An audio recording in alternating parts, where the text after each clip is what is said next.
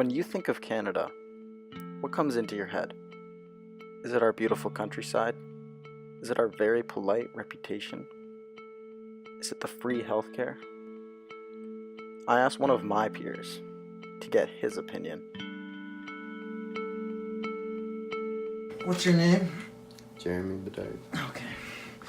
Jeremy, when you think about Canada, what is like the first thing that comes into your head? Tim Hortons. Tim Hortons? What's like a Canadian stereotype you can think about?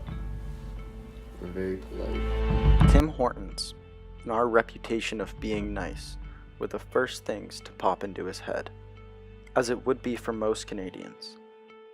And the same goes for our lack of knowledge regarding Native Americans and the many issues they've had to put up with because of the oppression put on them by the Canadian government.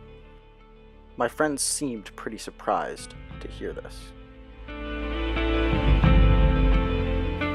Yeah, well, in our history towards the natives, we actually haven't been very polite. Did you know that? No, I didn't. Events like the Oka crisis had natives defending sacred burial grounds from a golf course expansion. The government didn't see the natives as actual people, they just saw them as obstacles that had to be moved. When the police tried to intervene, it was too late. The natives have dug themselves in. They weren't going to be pushed around. Shots were fired at the natives, resulting in a firefight, leaving one police officer dead, Corporal Marcel Lemy. This resulted in the police withdrawing and launching an investigation against the natives, ruling the Mohawk tribe responsible for the police officer's death. Yeah. Are you aware of any of the crises that have occurred in the past 100 years with the Canadian government and the Native Americans of Canada?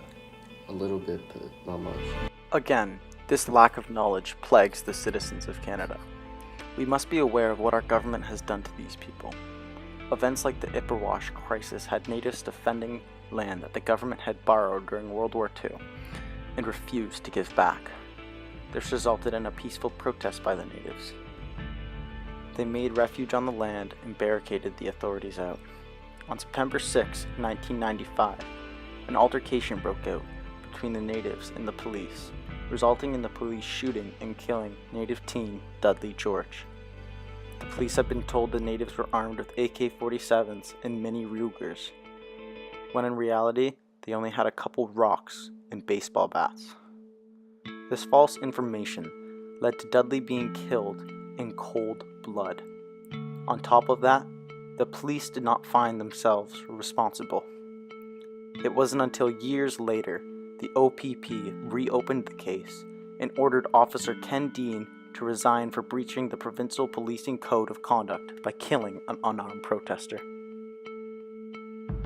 Events like this should be remembered as a black mark in Canadian history. We need to use our dark past to propel us into a bright future and fix the major damage that has been done to our sacred relationship with the natives. I'm Gray Snyder, and I hope you enjoyed this video.